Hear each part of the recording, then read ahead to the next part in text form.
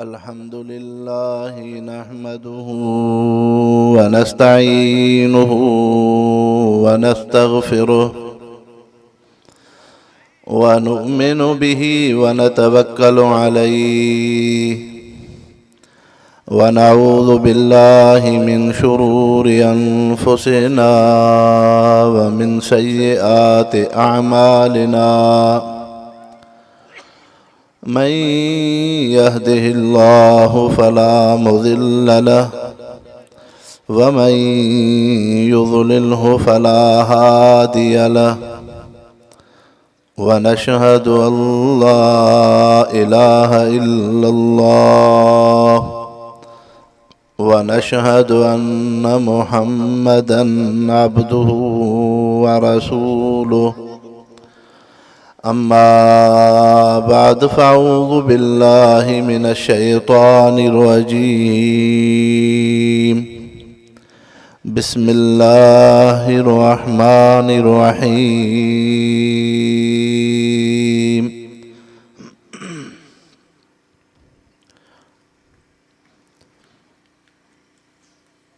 उज़्कुरू निअमतल्लाहि अलैकुम इज़ कुंतुम आदाअन फ़अल्लफ़ बैन क़ुलूबिकुम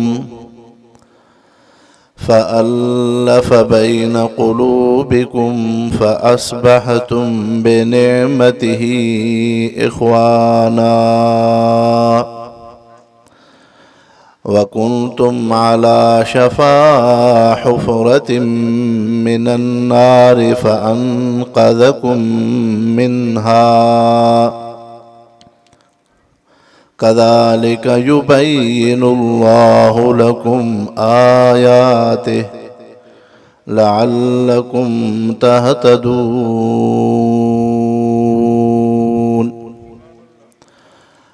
अन अबी दरदाअ रज़ियल्लाहु अन्हु क़ाल क़ाल रसूलुल्लाहि सल्लल्लाहु अलैहि वसल्लम यक़ूलुल्लाहु तआला अनल्लाहु ला इलाहा इल्ला अना मालिकुल मुलूक व मलिकुल मुलूक व क़ुलूबुल मुलूक फ़ी यदी व इन्नल इबाद इज़ा अताऊनी हवल्तु क़ुलूबहुम अलैहिम बिर्रहमति वर्रअफ़ा व इन्नल इबाद इज़ा असौनी हवल्तु क़ुलूबहुम अलैहिम बिस्सख़्तति वन्नक़मह फ़सामूहुम सूअल अज़ाब फ़ला तशग़लू अन्फुसकुम अलैहिम बिद्दुआ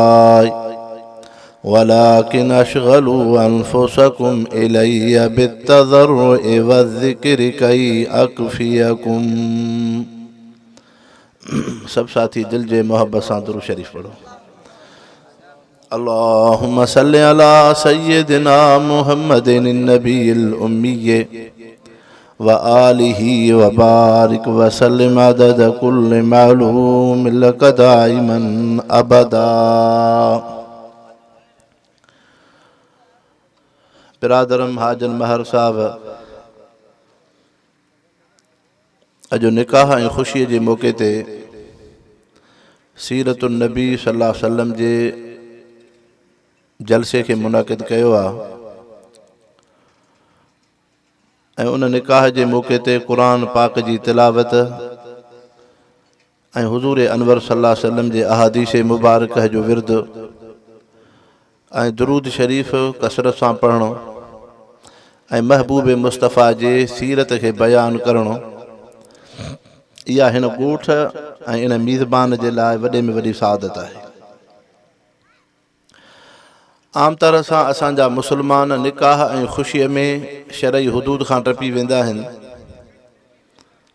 जो उन निकाह जे मौक़े ते राग मौसूकी हूंदो, बेपर्दगी हूंदी, दोहल हूंदा, शराब पीतो वेंदो आहे। शहरनि जे शादी हालनि में ॾिसो त केतिरियूं ख़िराफ़ात पयूं थियनि, पर अहिड़नि फितननि जे माहौल में ऐं उन हाजन महर साहब खे अल्लाह साईं सीरतुन नबी सल्लल्लाहु अलैहि वसल्लम जे जलसे जी तौफ़ीक़ नसीब फरमाई। यकीनन रब जे तरफ़ां इन इंसान जे लाइ वॾे में वॾो एज़ाज़ ऐं शरफ़ आहे।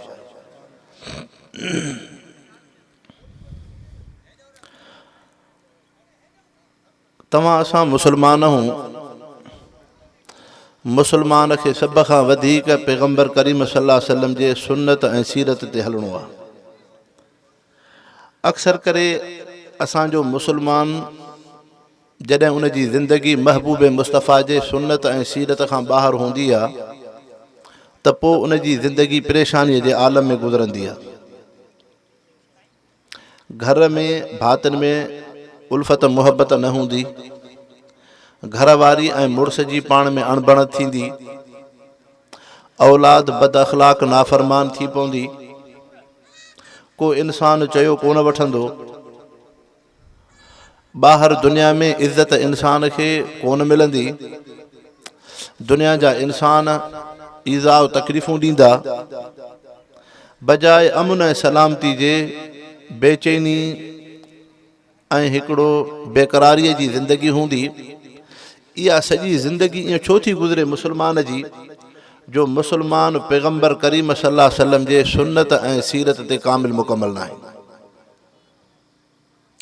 जेतिरो तव्हां असां महबूब मुस्तफ़ा जे सुन्नत ऐं सीरत ते कामिल हलंदासीं, जेतिरी ज़िंदगी पैगम्बर करीम सल्लल्लाहु अलैहि वसल्लम जे तरीक़े ते गुज़ारींदासूं, शादीअ जी ज़िंदगी, ग़मीअ जी ज़िंदगी, पंहिंजी इनफ़िरादी ज़िंदगी या घर जी इज्तिमाई ज़िंदगी, जुवानी या पोड़प, जेतिरो इंसान महबूब मुस्तफ़ा जे सुन्नत ऐं सीरत खे अपनाईंदो, ओतिरी दुनिया में उन जी इज़त, ओतिरी उन जी दुनिया जी ज़िंदगी सलामती ऐं ख़ैर ऐं भलाई वारी गुज़रंदी।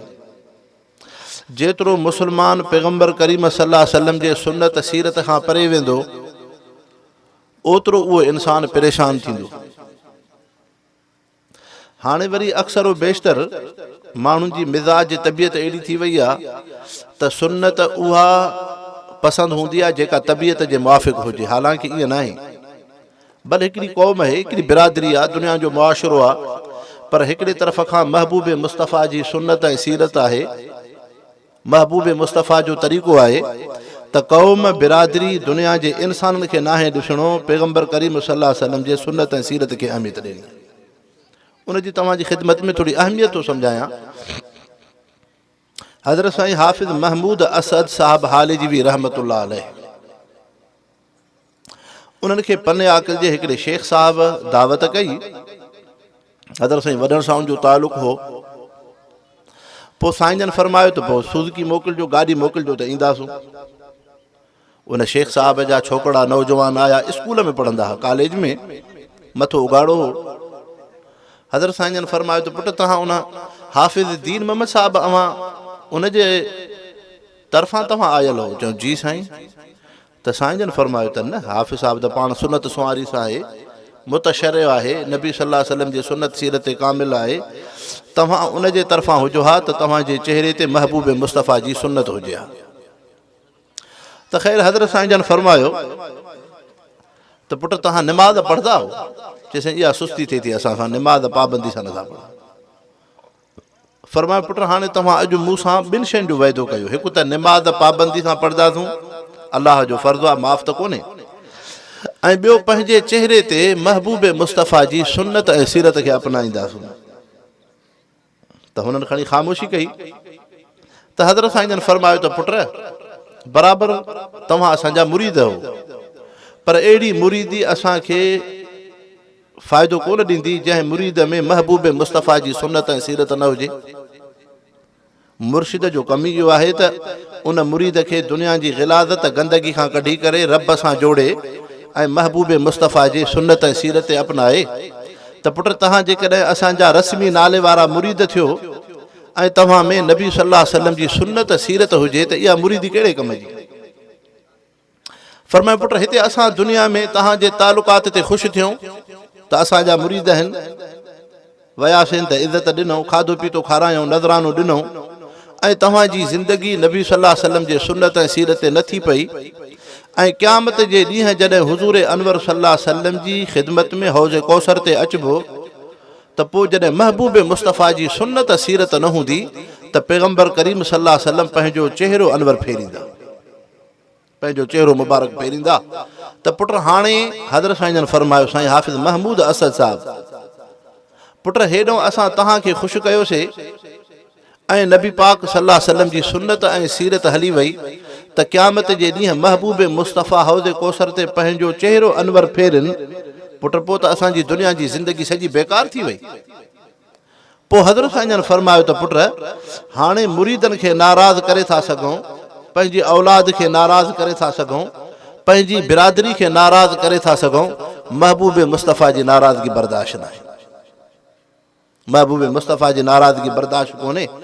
पोइ हज़रत साईं हाफ़िज़ महमूद असद साहिबु, चूंकि उन हाफ़िज़ दीन मोहम्मद साहिबु साईं जन खे दावत कई, उन जे दावत ते उन वाइदे खे पूरे करण जे लाइ उहे गाॾी कार काहे आया, उन्हनि सां गॾु न हलिया, छो त हुननि बि निमाज़ जो वाइदो कोन कयो, नबी सल्लल्लाहु अलैहि वसल्लम जे सुन्नत ऐं सीरत जो वाइदो कोन कयो, त साईं जन उन्हनि सां न विया। पोइ हिकिड़े फ़क़ीर खे फरमायो त पुट सुज़ुकी ते जाइ रखी अचु।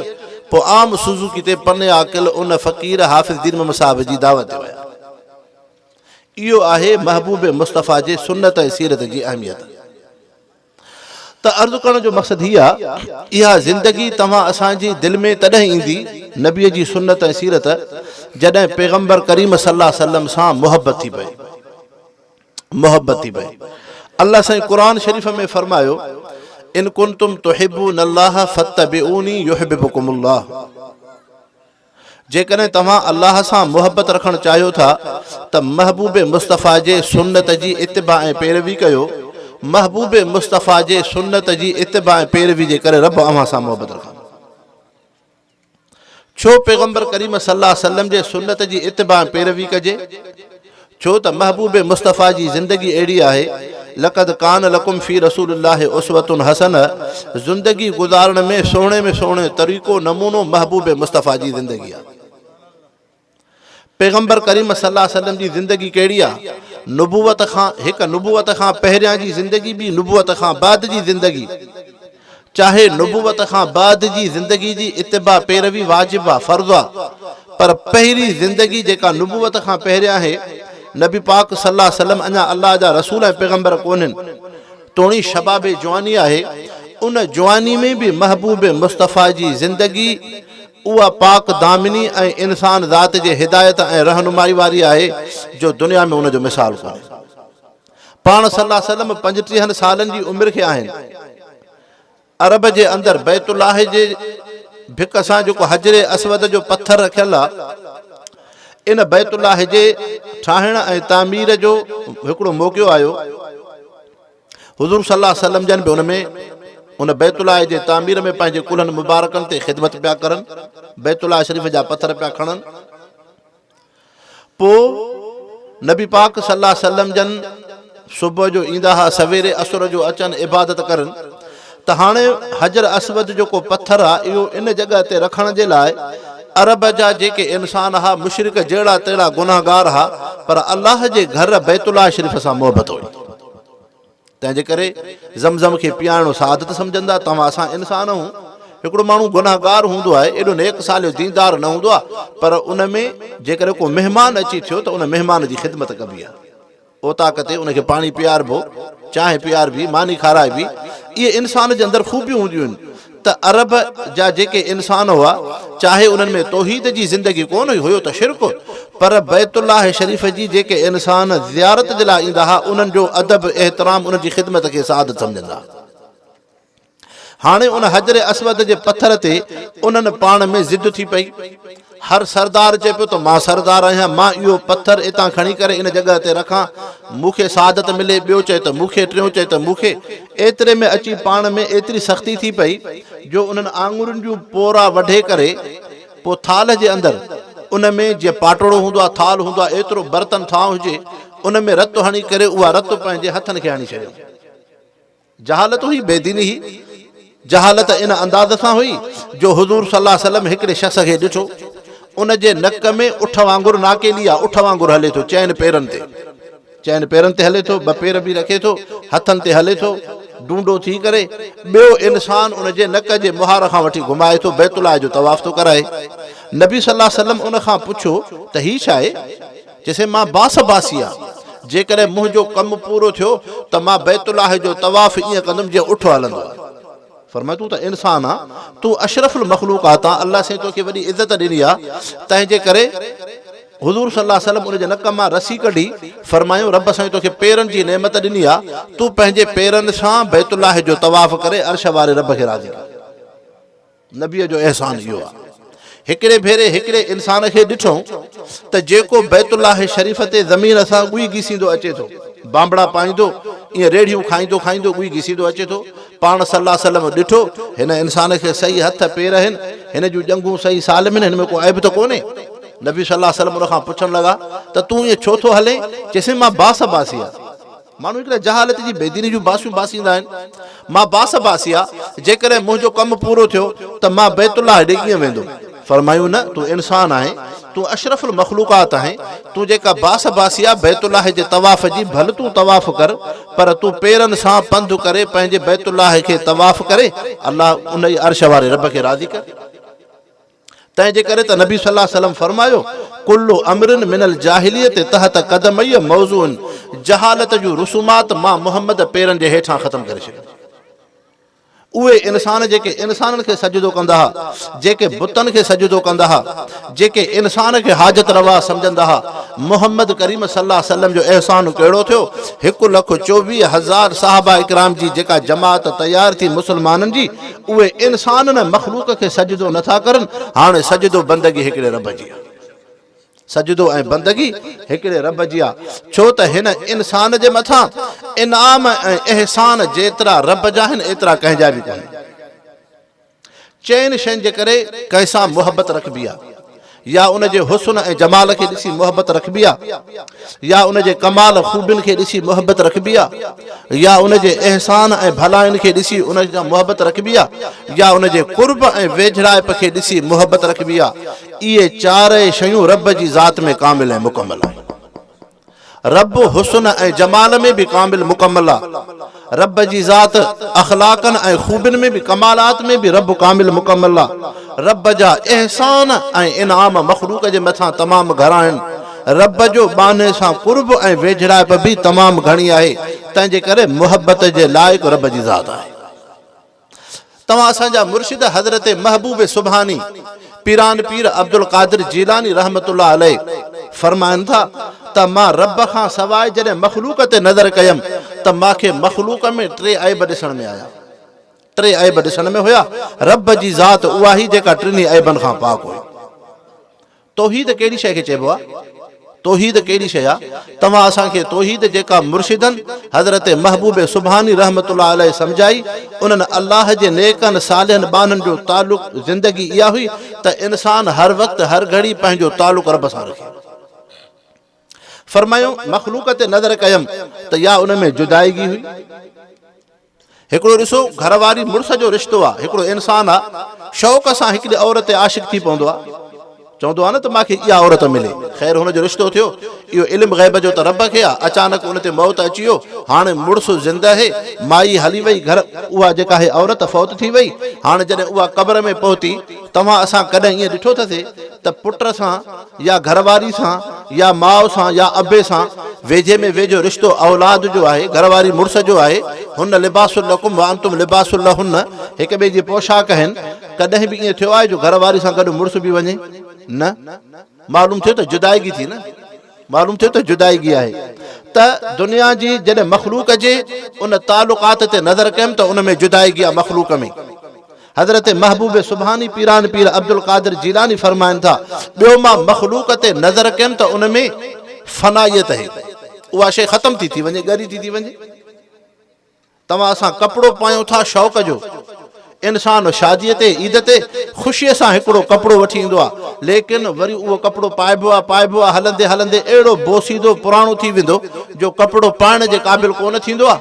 उनखे गंद जे ढेर ते उछले ईंदा। ईअं थींदो आहे इंसान जुती चपल शौक़ सां वठंदो आहे त वॾे शौक़ सां मूंखे उन दुकानदार खे चवंदो सुठो मूंखे बूट ॾे। वरी जॾहिं पाईंदो 6 महीननि खां 12 महीननि खां बाद उहो अहिड़ो बोसीदा पुराणो थी पियो जो गंद जे ढेर ते हाणे इंसान उनखे तके ई कोन थो। हिकिड़ो बर्तन आहे, थांव आहे, शीशे जो गिलास आहे, इहो जेकॾहिं ऐबदार थी पियो, इन में सोराख़ थी पियो, पाणीअ जे महफ़ूज़ थियण जी इन्हीअ में ख़ूबी हली वई, हाणे इन जो क़दुरु क़ीमत कोन्हे, हाणे इनखे बेकार करे उछलबो। त दुनिया जी जेका बि शइ आहे, हिकिड़ो घर इंसान शौक़ सां ठाहे थो, वॾो महल ठाहे थो, लखें रुपया उन ते ख़र्च कयईं, पर आख़िर उन में थोरी ॾार आई, बोसीदा थी पई, नेठि उहो घर रहण जे क़ाबिल कोन्हे। हाणे उन इंसान खां घर खां इंसान रुझंदो, मथां अचानक छत न किरे, मथां मुंहिंजे मथां का छिप न किरे, मथां इहा दीवार भित न किरे, जल्दी घर खे ठाहियां, सुठो घर करे ठाहियां। त मख़लूक ते नज़र कंदो दुनिया जे शयुनि ते रब खां सवाइ, त उन में फनाइयत दुनिया जूं शयूं आहिनि। हिकिड़ो माण्हू मेह थो पाले, ॿारड़ी जो माण्हू आहे, मेह ढोर सां शौक़ु आहे। हाणे मेह नफ़ो कॾहिं ॾींदी जॾहिं उनखे विकिणबो, उन पीढ़ीअ में उनखे विकिणबो। हिकिड़े माण्हू वटि कणक पई आहे, कणक तोखे फ़ाइदो तॾहिं थींदी 100 मण कणक जो जॾहिं इनखे बाज़ार में विकिणंदे। तो वटि जेकॾहिं लख रुपयो पियो आहे, सुबुह शाम वेठो लख रुपये खे यादि करे, त तुंहिंजो लख रुपयो कोन वधंदो। जॾहिं तुंहिंजे हथ खां निकिरंदो, जुदाईगी थींदी, त तॾहिं तोखे नफ़ो फ़ाइदो ईंदो। त हज़रत महबूब सुभानी पीरान पीर अब्दुल कादिर जीलानी रहमतुल्लाह अलैह जन फरमाइनि था त तूं मख़लूक ते नज़र कंदे त या उन में फ़नाइयत है या उन में जुदाईगी आहे। टियों मख़लूक ते नज़र कंदे त उन में अदावत ऐं दुश्मनी आहे। हिकिड़ो घरवारी मुड़ुस हूंदा आहिनि, उन जी दिलि जी तमन्ना हूंदी आहे त असांखे औलाद थी पए। जॾहिं पुटड़ो ॼमंदो आहे त सॼी बिरादरी इंसान उनखे मुबारकूं ॾींदा आहिनि। उहे इंसान ख़ुशीअ में कोन मापंदा आहिनि, पर उहो जॾहिं पुटड़ो नौजवान थींदो आहे त पीउ माउ जो नाफ़रमान बणिबो। इहो इल्मु त रब खे हो त हीअ औलाद फर्मा बरदार थींदी या बद अख़लाक़ थींदी। केतिरो भाउरनि जो रिश्तो आहे त उहे अबो अमड़ उन खां मिल्कियत ठाहींदा आहिनि। बनी ठाहियूं, उन जे लाइ ढोर ढगा ठाहियूं, हर शइ दुनिया जूं शयूं, उनखे धंधो कारोबार खोले ॾिनो। अॻिते हली जॾहिं उहे नौजवान थी पिया, उन्हनि खे पंहिंजी औलाद पंहिंजूं ज़रूरतूं थी पयूं। हाणे सकनि भाइरनि जे अंदरि हिकिड़े पीउ ऐं माउ जी औलाद आहिनि, एतिरी नफ़रत है को कंहिंखे हथु ॾियण खां तयारु कोन्हे। इहा छा आहे? अदावत दुश्मनी आहे। हाणे हज़रत महबूब सुभानी रहमतुल्लाह अलैह जन फरमाइनि था त इंसान मख़लूक जे शइ ते नज़र कंदे, उन सां मुहबत रखंदे, त मख़लूक मुहबत जे लाइक़ु कोन थी। या उन में जुदाईगी, या उन में फनाइयत, या उन में अदावत ऐं दुश्मनी आहे। रब जी ज़ात इहा आहे जेका टिनी ऐबनि खां पाक आहे। रब जुदाईगी खां बि पाक, नानो अक़रब इलैहि मिन हब्लिल वरीद। रब त साह वारी रग खां बि वधीक वेझो आहे। रब फनाइयत खां बि पाक आहे। हर मख़लूक जी शइ ते फनाइयत आहे, पर रब फनाइयत खां पाक आहे। अल्लाह ला इलाहा इल्ला हुवल हय्य, जेको हमेशह ज़िंदा है, जंहिं ते मौत कोन्हे। महबूब करीम सल्लल्लाहु अलैहि वसल्लम जी बराबर हस्ती आहे। अल्लाह जो रसूल ऐं पैगंबर आहे, लेकिन आख़िर उन ते बि मौत आयो। अंबिया इकराम जी हिकिड़ी जमात आहे, आख़िर उन्हनि ते बि मौत आहे। हज़रत इमाम हसन हुसैन आहिनि, आख़िर उन्हनि ते बि मौत आहे। अल्लाह जा वली नेक सालिबान आहिनि, जिन खे दुनिया ते रहण जो हक़ हो, आख़िर उन्हनि ते बि मौत आहे। पर ख़ुदि इज़राइल फ़रिश्तो, ख़ुदि इन साह कढण वारे फ़रिश्ते ते बि मौत आहे। मौत खां पाक रब जी ज़ात आहे। त जेको रब फनाइयत खां पाक आहे, अदावत ऐं दुश्मनी खां बि पाक आहे। रब अदावत ऐं दुश्मनी खां बि पाक आहे। हिकिड़ो उहो इंसान जंहिं पूरी ज़िंदगी रब खे सजदो न कयो, हाणे जेकॾहिं उहो इंसान नादिम ऐं पेशेमान थी करे रब जे दर ते अचे थो, रब उन बाने जे तौबह ऐं उन जे सजदे ते एतिरो ख़ुशि थो थिए।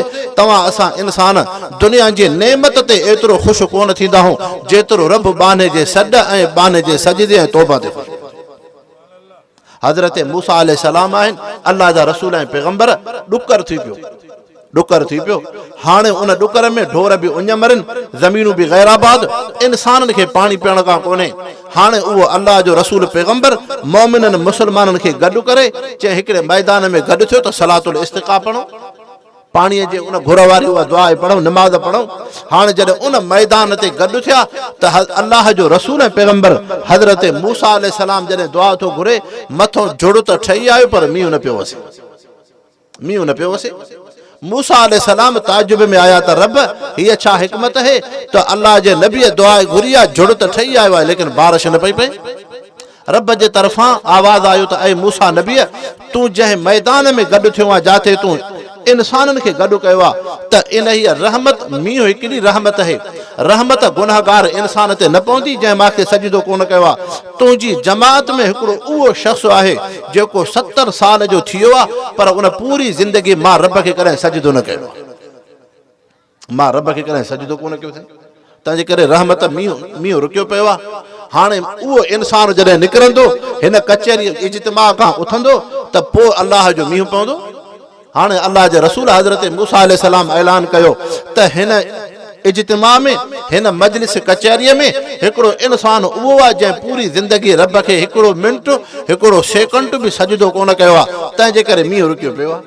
इहो इंसान हिन कचहरीअ खां उथे ॿाहिरि वेंदो त पोइ मींहुं वसंदो।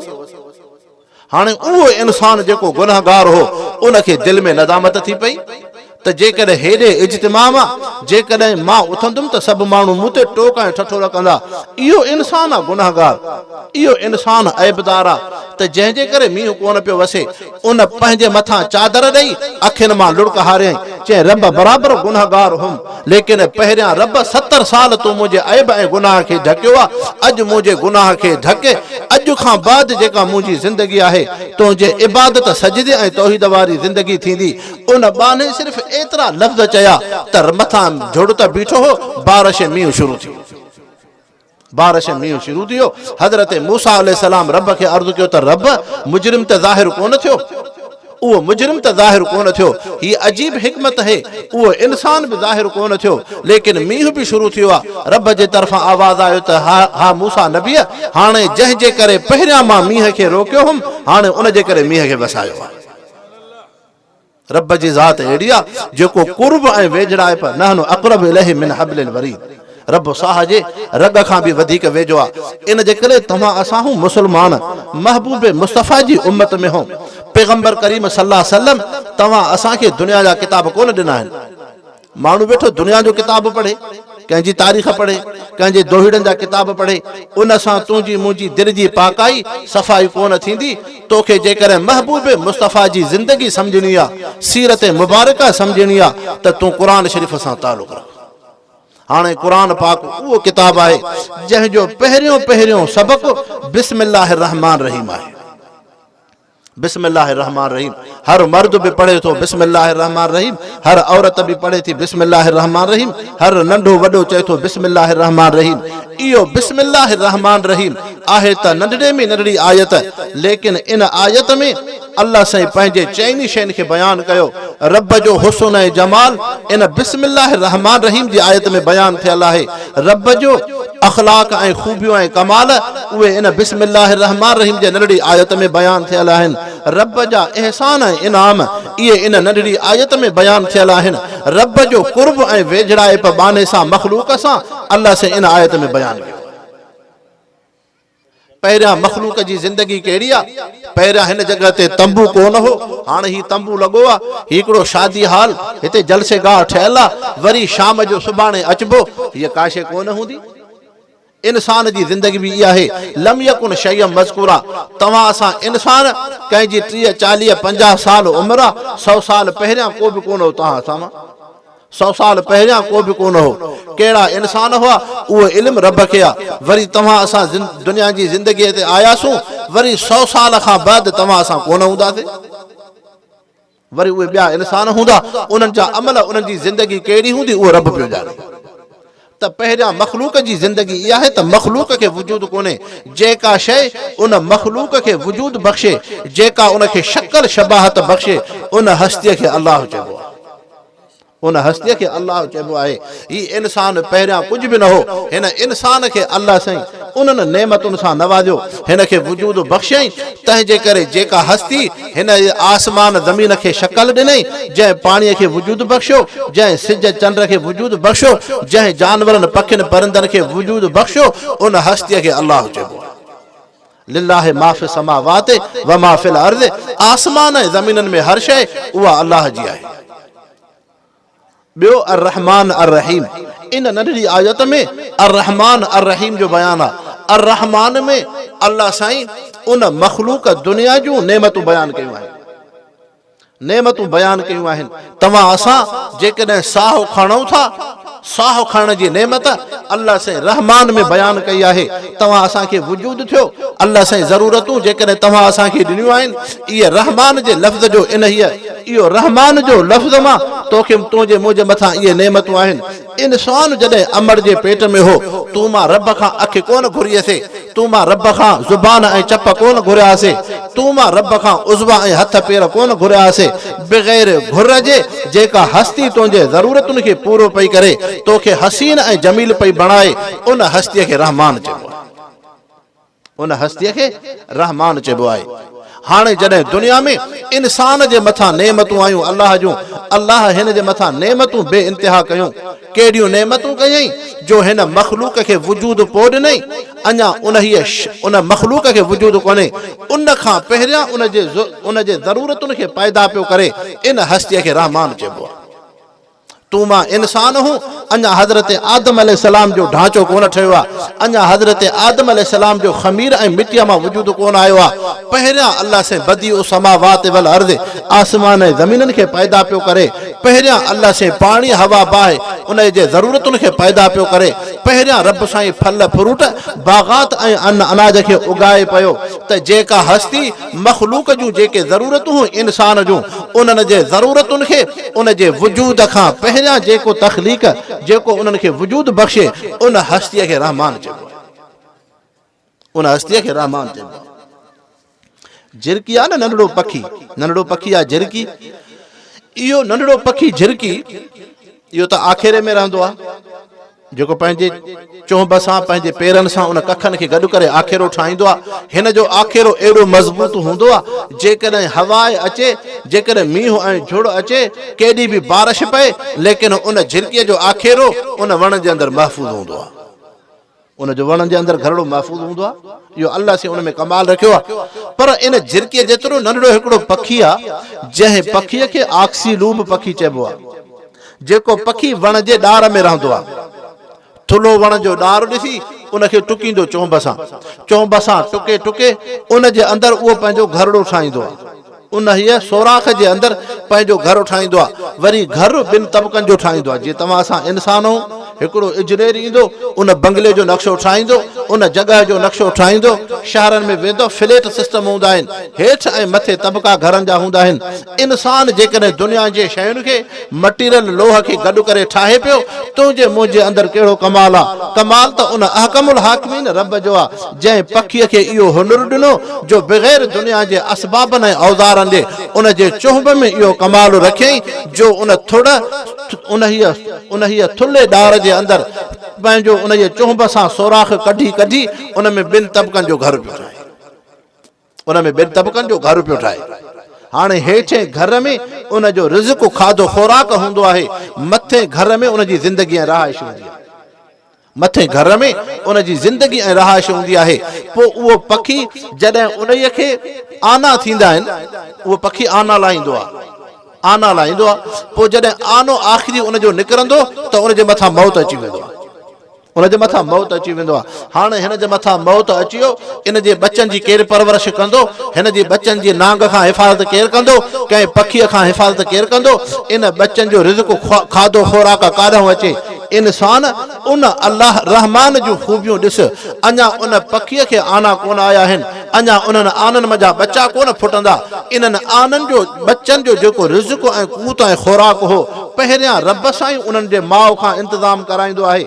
उन हेठे तबक़े जे अंदरि उन्हनि जी ग़िज़ा खुराक गॾु करे पोइ मथे तबक़े ते वञी रहंदो आहे। उन ते उहो आना लाहींदो आहे। जॾहिं आख़िरी आनो उन जो निकिरंदो त माउ ते मौत अची वियो। हाणे उन आने मथां जॾहिं बचा फुटंदा त बच्चा हेठे तबक़े ऐं महल ते अची वेहंदा आहिनि, जंहिंमें उन्हनि जो क़ूत रिज़्क़ ऐं खुराक आहे। 12 महीननि जो क़ूत ऐं रिज़्क़ उन्हनि बच्चनि खां पहिरियां अल्लाह से उन्हनि खे ग़िज़ा ऐं खुराक अञा उन्हनि मखलूक जो वजूद कोन आयो आहे। पहिरियां उन्हनि जे रिज़्क़ जो इंतज़ाम पियो करे। इन हस्तीअ खे रहमान चइबो आहे। इन हस्तीअ खे रहमान चइबो आहे। तौहीद इहा आहे त इंसान रब सां तालुक़ रखे। या रहमान ऐं रहीम क़ुरान शरीफ़ जा ॿ इहे लफ़्ज़ आहिनि। बिस्मिल्लाह रहमान रहीम, पहिरियां जेको लफ़्ज़ आहे बिस्मिल्लाह रहमान रहीम, रहमान उन रब जी उहा सिफ़त है जेके वॾनि वॾनि नेमतुनि खे बयान पई करे। आसमान जी बुलंदी, ज़मीन जी वुसअत, पाणी हवा, सिज चंड सितारा, वॾनि वॾनि शयुनि खे जेका हस्ती वजूद पई ॾे उन हस्तीअ खे रहमान चइबो आहे। रहीम उन हस्तीअ खे चइबो आहे जेका नंढड़ी नंढड़ी शइ में कमाल ऐं ख़ूबियूं पई बणाए, जेका नंढड़ी नंढड़ी शइ में कमाल ऐं ख़ूबियूं पई बणाए। तव्हां असां इंसान आहियूं, इंसान खे बि अखे, जानवर खे बि अखे, पखी परिंदे खे बि अखे आहे। हाणे इन अखि जे अंदरि हिकिड़ो इहो तारो आहे, उन तारे जे अंदरि सनड़ी हिकिड़ी चिंदी आहे, उन चिंदीअ जे अंदरि सनड़ी हिकिड़ी मणकी आहे। इहा अछड़ी नंढड़ी मणकी सॼी रोशनाई शुआव इन मां निकिरंदो आहे। हाणे जॾहिं इन मां शुआव कॾहिं निकिरंदो, जॾहिं इनखे ॿाहिरी रोशनाई पहुचंदी। ॾींहं जो सिज आहे, सिज जी रोशनाई तुंहिंजे मुंहिंजे उन अछी मणकीअ ते पहुचे थी त हाणे इहा मणकीअ मां नज़र ऐं दीद निकिरी करे दुनिया जे शयुनि खे ॾिसे पई। हाणे मुख़्तलिफ़ शयूं पिया ॾिसूं, इहो तुंहिंजो मुंहिंजो कमाल कोन्हे, उन रहीम रब जी ज़ात जो कमाल आहे जंहिं तुंहिंजे अखि में इन हीअ नंढड़ी मणकी रखी करे उन में कमाल ऐं ख़ूबियूं बणाए, जंहिं रब तुंहिंजे लाइ अहिड़ो इंतज़ाम कयो, एॾो इंतज़ाम कयो। रब कहिड़ी हस्ती आहे, रहीम। हीरो ॾिठो अथव, हीरो मोती, हीरो मोती कीअं थींदो आहे, समुंड में थींदो आहे। इहो हिकिड़ो जानवर आहे जंहिं हर मख़लूक खे, जानवर खे अल्लाह साईं पंहिंजे दिफ़ा तहफ़ुज़ जो हिकिड़ो अल्लाह साईं उन में ख़ूबियूं रखियूं आहिनि। तव्हां असां इंसाननि खे हथ आहिनि, को लठ हणंदो त हथु ॾींदा आहियूं न साम्हूं, को धकु हणंदो त साम्हूं हथु ॾींदा आहियूं या पेरनि सां भॼी वेंदासीं। वरी जानवर आहिनि, अल्लाह सां उनखे सिंग ॾिना आहिनि, हरणी खे सिंग, मेंह खे सिंग, गऊं खे सिंग आहिनि, त सिंग जे ज़रिए उहो ॿकरी जानवर पंहिंजो दिफ़ा कंदो आहे। ही उहो जानवर आहे जंहिं मां हीरो निकिरंदो आहे, मोती निकिरंदो आहे। इहो जानवर उहो आहे जंहिंखे सिंग बि कोन्हनि, पेर बि न आहिनि, हथ बि कोन अथसि जंहिंसां पाण खे बचाए, ऐं उनखे सिंग बि कोन्हनि जंहिंसां पाण खे बचाए। उन जे अंदरि पेर बि न आहिनि जो पेरनि सां भॼी करे पाण खे बचाए, न। उन जे चौधारी अल्लाह से हिकिड़ो ॼार रखियो आहे, हिकिड़ो ॼार आहे। उन ॼार जे अंदरि इहो जानवर हूंदो आहे, हिकिड़ो पिंजरो आहे रब जे कुदरत जो। इहो समुंड जे तरे ते रहंदो आहे, समुंड जे तरे ते इहो जानवर रहंदो आहे। पोइ उन जानवर मां, उन जे वात मां जेका गिग निकिरंदी आहे, उहा गिग हेठि समुंड जे तरे ते वारीअ ते रखंदो आहे। जॾहिं गिग रखंदो त वारी उन जे मथां अची वेंदी। पोइ वारी जॾहिं ईंदी त पोइ आहिस्ते आहिस्ते उहा ॼमंदे ॼमंदे ॼमंदे ॼमंदे पोइ उहा पकी थींदी वेंदी, पकी थींदी थींदी थींदी पोइ इन मां अल्लाह साईं अॻिते हली तव्हां असांखे हीरे ऐं मोतीअ जी नेमत अता फरमाईंदो। हीरे ऐं हाणे ॾिसो उन जानवर जे गिग मझां अल्लाह से तव्हांखे हीरो ऐं मोती करे पियो ॾे। तूं उन ते नाज़ पियो करे, तूं हीरे खे पाए तूं पंहिंजे रब खां गाफ़िल थी वञे।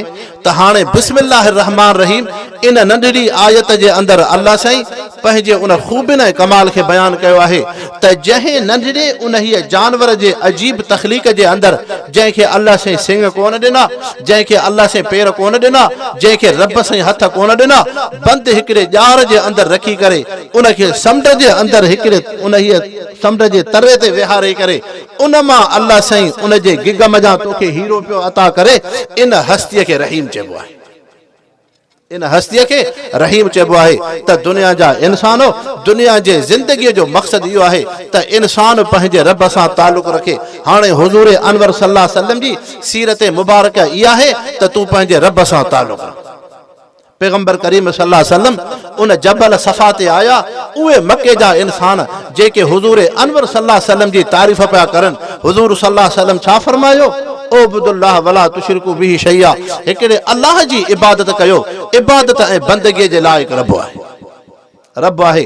पर तव्हां असां इंसान जॾहिं दुनिया में अमर जे पेट खां आयासीं, अब्दुल्लाह इब्न ज़ुबैर रज़ियल्लाहु अन्हु नंढड़ो ॿारड़ो आहे, बीबी अस्मा रज़ियल्लाहु अन्हा सहाबी औरत जो शहज़ादो आहे। सहाबी औरत हुज़ूर अनवर सल्लल्लाहु अलैहि वसल्लम जी ख़िदमत में मोकिलियो। महबूब मुस्तफ़ा पंहिंजे हथनि में अब्दुल्लाह ज़ुबैर खे हथनि में आणे नालो अब्दुल्लाह रखियो, पंहिंजी लिब मुबारक रखियो। उन जे सॼे कन में अज़ान चयो अल्लाहु अकबर अल्लाहु अकबर, खबे कन में तकबीर चयोसि अल्लाहु अकबर अल्लाहु अकबर। हाणे उहो अब्दुल्लाह खां बाद जेको बि सहाबिन जे अंदरि बचड़ो थिए थो, नबी सल्लल्लाहु अलैहि वसल्लम जी सुन्नत बणिजी वियो त हाणे हर ॿार जे पुट ऐं न्याणीअ जे सॼे कन ते अज़ान, खबे कन ते तकबीर हज़रत अब्दुल्लाह इब्न ज़ुबैर खां शुरू थी। तव्हां असां वटि ईअं जंहिं वटि ॿारड़ो ॼमंदो आहे त पोइ छा चवंदा हो आलिम कंहिं दीनदार नेक साले नेक निमाज़ी इंसान खां इनखे लिंब हणाइजे उनजो नालो रखराइजे सॼे कन में अज़ान खॿे में तकबीर चइजे इहा हज़रत अब्दुल्ला बिन ज़ुबैर खां शुरूआत थी आहे त हुज़ूर अनवर सल्लल्लाहु अलैहि वसल्लम जन छा तालीम ॾिनी ही त ॿारड़ो नंढड़ो आहे हिनखे पीउ माउ जी कहिड़ी ख़बर पर इनखे काई ख़बर कोन्हे इन इंसान खे दर्स ऐं सबक़ ॾिनो वियो त इंसान दुनिया में तूं मतां अची करे कंहिं औरत खे ॾिसी कंहिं दुनिया जे खाधे पीते ऐं लज़तुनि खे ॾिसी मतां अर्श वारे रब खां गाफ़िल थी वञे न अल्लाहु अकबर तुंहिंजे ज़िंदगीअ में दुनिया जो अचण जो मक़सदु इहो थी त पंहिंजे रब सां तालुक़ रख वरी जॾहिं इंसान फौत थी वेंदो आहे जनाज़ो थींदो आहे त जनाज़े में छा हूंदो आहे हू त हिकिड़ो मयत आहे उहो त हिकिड़ो ढांचो आहे मथां इंसान जनाज़ो पढ़ंदा आहिनि जनाज़े में 4 तकबीरूं हूंदियूं आहिनि पहिरीं तकबीर खां पोइ सुभानक अल्लाहुम अल्लाह जी तारीफ़ ॿी तकबीर खां बाद दुरूद शरीफ़ टीं तकबीर खां बाद मयत जे लाइ दुआ मग़फ़िरत चौथी तकबीर खां बाद सलाम फेरबो आहे इहे 4 तकबीरूं हणबियूं आहिनि ही त मयत आहे ही त ढांचो आहे ही त जनाज़ो आहे छा मक़सदु आहे त जंहिं इंसान जे दुनिया जे वजूद जो मक़सदु इहो हो त अल्लाह सां तालुक़ रखे चाहे ही मख़लूक हुजे या न हुजे पर रब जी ज़ात आहे हाणे जेके इंसान दुनिया ते आबाद आहिनि उहे चवनि था अल्लाहु अकबर रब जी ज़ात सभ खां वॾी आहे रब जी ज़ात सभ खां वॾी आहे वरी जॾहिं इंसान खे जवानी मिली हाणे निमाज़ जो हुकुम थियो निमाज़ जो हुकुम थियो قد افلح المؤمنون الذين هم في صلاتهم خاشعون उन्हनि मोमिननि जी कामयाबी आहे जेके निमाज़ में आजिज़ी करनि हर हिकु इंसान खे निमाज़ पढ़णी आहे कहिड़ो बि इंसान हुजे जेकॾहिं आम इंसान आहे बि निमाज़ पढ़े मर्द आहे बि निमाज़ पढ़े औरत आहे बि निमाज़ पढ़े आलिम पीर सैयद बुज़ुर्ग आहे बि निमाज़ पढ़े आम बादशाह रैयत क़ौम जहिड़े बि तबके नस्ल जो इंसान आहे निमाज़ माफ़ कोन्हे निमाज़ ज़रूरु पढ़णी आहे नमाज़ ज़रूरु पढ़णी आहे हज़रत आदम अलैहिस्सलाम खां वठी महबूब मुस्तफ़ा जे उन हीअ शरीयत ताईं जेके बि नबी सगुर आया सभिनी नबियनि जे मज़हबनि में निमाज़ हो चाहे तरीक़ो मुख़्तलिफ़ हो कंहिं में क़याम हो कंहिं में सजदो हो कंहिं में सिर्फ़ जो काहे अल्लाह जी तस्बीह हुई लेकिन निमाज़ बराबरि हुई पर अल्लाह जो क़ुरान थो फरमाए कुल्लुन क़द अलिम सलातहु व तस्बीहहु ऐं बाना हर हिकिड़ी मख़लूक में अल्लाह साईं निमाज़ बि रखी आहे तस्बीह बि रखी आहे किया मखलूक में जानवरनि में भी निमाज़ पखियुनि में भी निमाज़ ज़मीन में भी निमाज़ आसमान में भी निमाज़ अर्श कुर्सी में भी निमाज़ जन्नत में भी निमाज़ जहन्नम में भी निमाज़ फरिश्तनि में भी निमाज़ सिज चंड सितारनि में निमाज़ पूरी कायनात ऐं मखलूक में अल्लाह से निमाज़ रखी कीअं निमाज़ है तव्हां सां निमाज़ पढ़ंदा आहियूं कॾहिं क़याम में कॾहिं रुकू में कॾहिं सजदे में वरी कॾहिं हिकु रकात पढ़ीसीं वरी ॿी रकात ज़ुहर जी निमाज़ हाणे पढ़ंदासूं 4 रकात करे पढ़बियूं जीअं पहिरीं रकात ईअं ॿी रकात ईअं टीं रकात ईअं चौथी रकात माना गर्दश वरी जॾहिं अतहियात में ईंदा आहियूं दुरूद अतहियात पढ़बो आहे वरी दुरूद शरीफ़ पढ़बो आहे वरी पोयां दुआ पढ़बी आहे रब जअलनी मुक़ीम सलात व मिन ज़ुर्रियती रब्बना व तक़ब्बल दुआ दुआ पढ़बी आहे त निमाज़ में दुआ अल्लाह से इहा सॼी निमाज़ मखलूक में रखी आहे सिज चंड सितारा हवा बाहि पाणी इहे 4 शयूं आहिनि इन्हनि खे अल्लाह से गर्दश ॾिनी आहे इहा मखलूक हिकु जॻह ते नथी बीहे हवा हिकु जॻह ते कोन हूंदी आहे हलंदी आहे पाणी हिकु जॻह ते कोन्हे दरिया जो पाणी ॾिसो हिकु जॻह ते कोन बीठो उहो हले ई हले थो 24 कलाक हले थो सिज बि हलंदो आहे चंड बि हलंदो आहे सितारा बि हलंदा आहिनि इन्हनि मखलूक में अल्लाह से गर्दश हरकत रखी आहे हिकु जॻह ते कोन पया हलनि था त अल्लाह से जेका निमाज़ में हरकत ॾिनी हुई गर्दश ॾिनी हुई जीअं तव्हां असां निमाज़ में जीअं पहिरीं रकात में वरी ॿी रकात में बि क़याम रुकू सजदो टीं रकात में बि क़याम रुकू सजदो चौथी रकात में बि क़याम रुकू सजदो जेका रब तोखे मूंखे गर्दश जी निमाज़ ॾिनी आहे इहा निमाज़ अल्लाह साईं सिजो चंडो सितारनि हवा बाहि पाणी मखलूक में रखी आहे आसमान ज़मीन उन्हनि में ख़ामोशी आहे इन जी निमाज़ छा आहे ख़ामोश चुप करे बीहण तव्हां असां निमाज़ में बीहंदा आहियूं निमाज़ में हुकुम छा आहे हुज़ूर सल्लल्लाहु अलैहि वसल्लम छा तालीम ॾिनी जॾहिं क़याम में बीहो अल्लाह अकबर चई त ख़ामोशी सां बीहो ताबुदल्लाह कानक तराह अल्लाह जी इबादत ईअं कर ॼण तूं रब खे ॾिसे थो नबी सल्लल्लाहु अलैहि वसल्लम छा फरमायो जॾहिं क़याम में हुजो त तव्हांजी नज़र सजदे जी जाइ ते हुजे जिथे सजदो कयो था पेशानी रखणी आहे उन जॻह ते तुंहिंजी नज़र हुजे नज़र खे बि हेॾे होॾे न कर सॼे खॿे को माण्हू नज़र खे ग़फ़लत सां फेरींदो आहे न नज़र खे उन हीअ जॻह ते रख जिथे तोखे सजदो ॾियणो आहे ॼण तुंहिंजी नज़र रब जी ज़ात रब जे चेहरे जे मथां नमाज़ में ख़ामोशी आहे, हथनि सां हरकत नाहे करणी, माण्हू बटणनि सां खेॾे, कपिड़े सां खेॾे, ॾाढ़ीअ सां खेॾे, मथे खे खने न, इन करे इन सां नमाज़ मकरूह थी पवंदी आहे। नमाज़ में ख़ामोशी, अदब, एहतराम। त हाणे आसमान बि ख़ामोशी में पूरी ज़िंदगी बीठो आहे, ज़मीन बि ख़ामोशी में बीठी आहे, आसमान ज़मीन जी नमाज़ है ख़ामोशी। जन्नत ऐं जहन्नम इहो बि अलाह जा ॾाढो नमाज़ में आहे। तव्हां असां नमाज़ में दुरूद शरीफ़ खां पोइ सलाम खां पहिरियां दुआ पढ़ंदा आहियूं, रब्बि जअलनी मुक़ीम सलात व मिन ज़ुर्रियती रब्बना व तक़ब्बल दुआ। दुआ जा टे तरीक़ा आहिनि, हिकिड़ो दिलि सां, इंसान दिलि में रब खे यादि करे, ॿियो ज़ुबान सां चए ऐं मुंहिंजा रब, टियों हथड़ा बि खणे। अफ़ज़ल तरीक़ो इहो आहे, हथ बि खणजनि, ज़ुबान सां बि चइजे, दिलि जे तवज्जो ऐं उन जी इख़लास सां। अफ़ज़ल तरीक़ो इहो आहे, पर जेकॾहिं हिकिड़ो माण्हू ज़ुबान सां चए थो रब साईं मुंहिंजी हाजत पूरी कर, इहा बि दुआ आहे। जेकॾहिं दिलि में इरादो कयईं त रब तुंहिंजे मख़लूक खे ॾिसी मूंखे पंहिंजो मौत, क़ब्र, आख़िरत यादि पई अचे, मूं ते रहम कर, इहा दुआ आहे।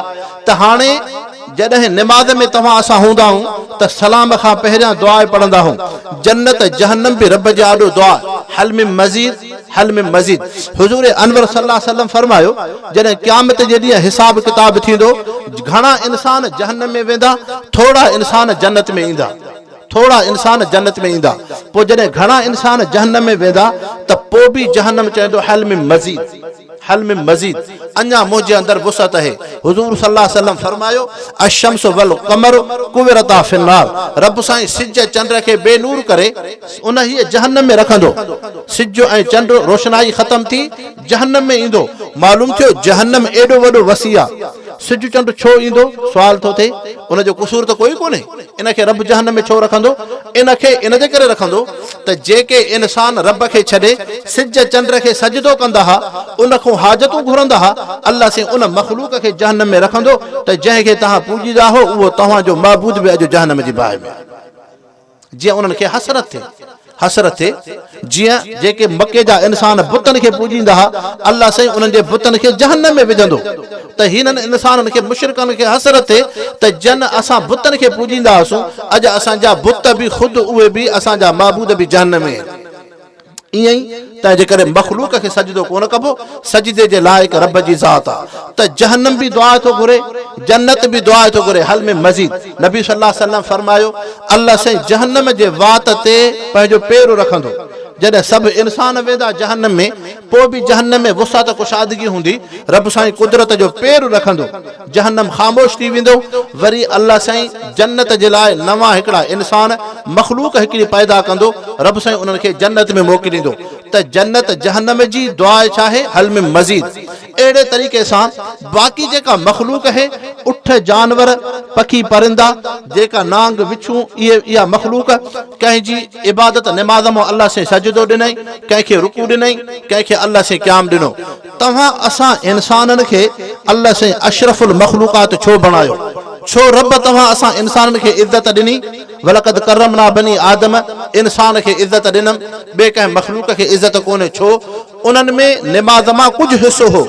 जन्नत जहन्नम खे निमाज़ सिर्फ़ दुआ आहे, उन अर्श कुर्सी इन्हनि खे निमाज़, आसमान ज़मीन खे ख़ामोशी, सिज चंड सितारा हवा बाहि पाणी उन्हनि खे निमाज़ गर्दश, जेकॾहिं वण टिण उन्हनि खे निमाज़ क़याम, जेकॾहिं ढोर ढगा जानवर उन्हनि खे निमाज़ सिर्फ़ रुकू, जेकॾहिं नांग विछू किविल उन्हनि खे निमाज़ सिर्फ़ सजदो।